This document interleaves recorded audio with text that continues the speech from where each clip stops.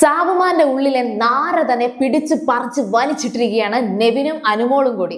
ഞാൻ കുറച്ചു മുന്നേ സാബുമാനെ കുറിച്ചൊരു വീഡിയോ ചെയ്തിരുന്നു. പക്ഷെ അത് ഞാൻ ഇത് കണ്ടിട്ടായിരുന്നില്ല ചെയ്തത്. എന്നാൽ ദേ നല്ലപോലെ അടിപൊളിയായിട്ട് നെവിൻ തന്നെ അത് കൊണ്ടുവന്ന് മുമ്പിലിട്ട് കൊടുത്തു. അതും അനുമോളുടെ മുന്നിലേക്കാണ് ഇട്ടത്. അനുമോൾ ഇവനെ ഓൾറെഡി സംശയിച്ച് വെച്ചിരിക്കുകയായിരുന്നു എന്നാണ് അപ്പോൾ പറഞ്ഞത്.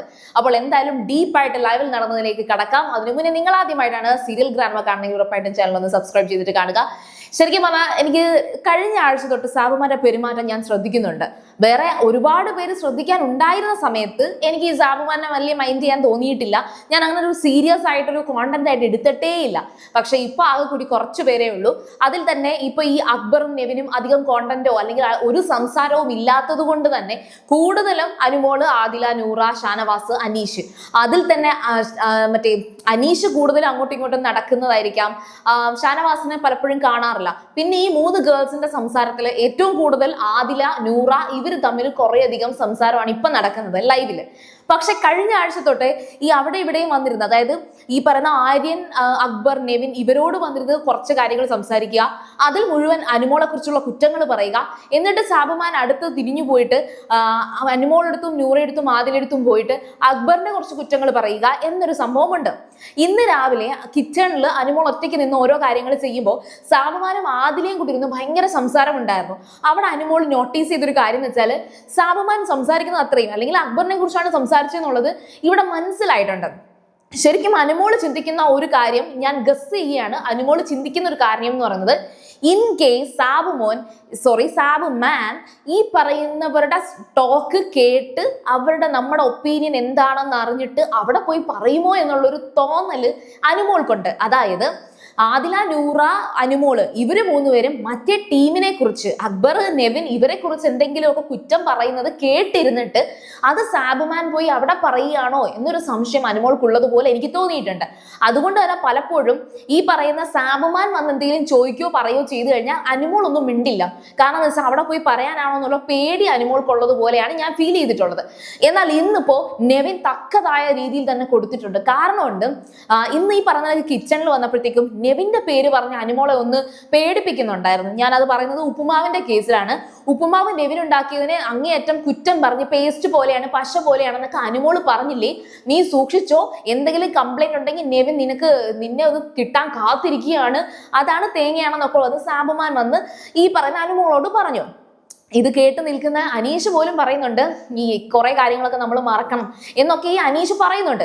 ഈ സെയിം സംഭവത്തിന് ശേഷമാണ് നെവിൻ എടുത്ത് ഈ സാബുമാനെ എടുത്ത് ഇട്ട് കൊടുക്കുന്നത്. വേറൊന്നുമല്ല, ഇവിടെ ഇപ്പോൾ രണ്ട് വലിയ ഗ്രൂപ്പ് ഉണ്ട്. അതിൽ നിങ്ങൾ ഒരുവിധം തകർന്നു. ഇനി ഈ പറയുന്ന അനുമോൾ, നൂറ, ആദില ഈ പട്ട ഗേൾസ് എന്ന് പറയുന്ന ഗ്രൂപ്പിനെ തകർക്കണം എന്ന വാക്ക് തന്നെ സാബുമാൻ ഉപയോഗിച്ചു എന്നാണ് നെവിൻ അവിടെ പറഞ്ഞത്. അതും എല്ലാവരും കേൾക്കെ പറയുകയാണ്. ആദില, നൂറ, അനീഷ് അവിടെ അങ്ങോട്ടും ഇങ്ങോട്ടും നടക്കുമ്പോൾ കേൾക്കുന്നുണ്ട്, അക്ബർ അവിടെ ഉണ്ടായിരുന്നു, പിന്നെ അനുമോളും പറയുന്നുണ്ട്. അപ്പൊ അനുമോള് പറയുന്നുണ്ട്, എനിക്കിത് ഓൾറെഡി തോന്നിയിട്ടുണ്ട്, എനിക്കിത് സംശയം ഉണ്ടായിരുന്നു, നിനക്ക് ഞാൻ പള്ളിയിൽ അച്ഛൻ എന്ന് പറഞ്ഞിട്ടിരുന്ന പേര് മാറ്റിയിട്ട് നിനക്ക് ഞാൻ നാരദൻ എന്ന് പറയുന്ന പേര് ഇടുകയാണ്, നീ നാരദനാണ് എന്ന് അനുമോള് പറയുന്നുണ്ട്.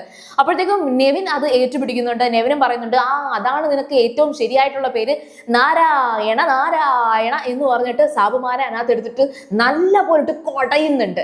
അപ്പം ഈ തകർക്കുക എന്നുള്ള വാക്ക് താൻ പറഞ്ഞിട്ടില്ല എന്ന് ആവർത്തിച്ച് സാബുമാൻ പറയുന്നുണ്ട്.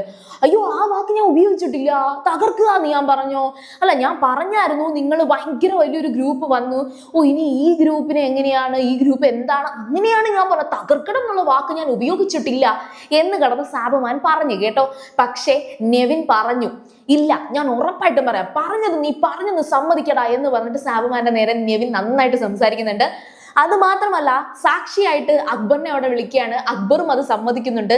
തകർക്കുക എന്നുള്ള വാക്ക് നീ പറഞ്ഞു, എനിക്ക് കള്ളം പറയേണ്ട കാര്യമില്ലല്ലോ, സാബുമാൻ അത് പറഞ്ഞു. അപ്പോഴത്തേക്കും അവിടെ അനുമോളും അത് ഏറ്റുപിടിച്ച് അനുമോളും പറയുന്നുണ്ട്, സാബുമാൻ അത് പറയും, എന്തായാലും സാബുമാൻ എനിക്ക് ആ കാര്യത്തിൽ സംശയമുണ്ട് എന്നൊക്കെ അനുമോളും പറഞ്ഞു.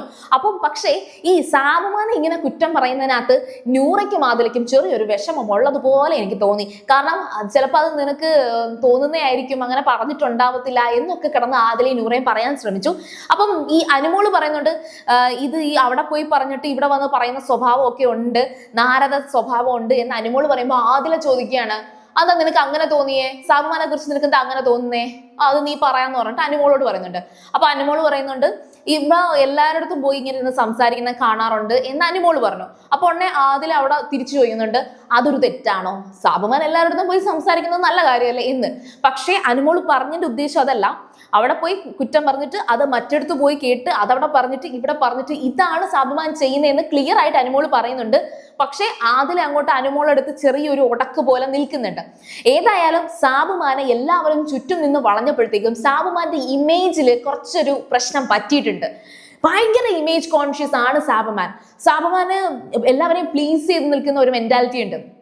അതെന്തോ വലിയ കേമത്തരമാണെന്ന് കരുതിയിട്ട് സാബുമാൻ അത് അക്സെപ്റ്റ് ചെയ്യും. അയ്യോ എനിക്കാണെങ്കിൽ ആലേട്ടാ എനിക്കിങ്ങനെ ഒരാളെ അങ്ങനെ പറയാൻ മുഖത്ത് നോക്കി പറയാൻ ഭയങ്കര ബുദ്ധിമുട്ടാണ്. പീപ്പിൾ പ്ലീസർ എന്ന് പറയുന്ന ഒരു കാറ്റഗറി ഉണ്ട്.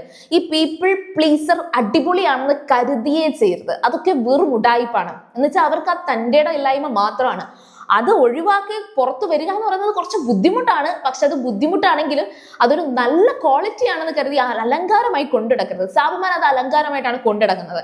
അപ്പൊ ഈ നെവിനും അക്ബറും എല്ലാവരും കൂടെ ആയിട്ട് തന്നെ നാരദനാക്കി താൻ എങ്ങനെ പറഞ്ഞു എന്ന് പബ്ലിക്കിലെടുത്ത് ഇട്ടല്ലോ. അപ്പോഴത്തേക്കും സാബുമാൻ ആകെ ബുദ്ധിമുട്ടായി. കാരണം ഇമേജിന് കോട്ടം തട്ടി.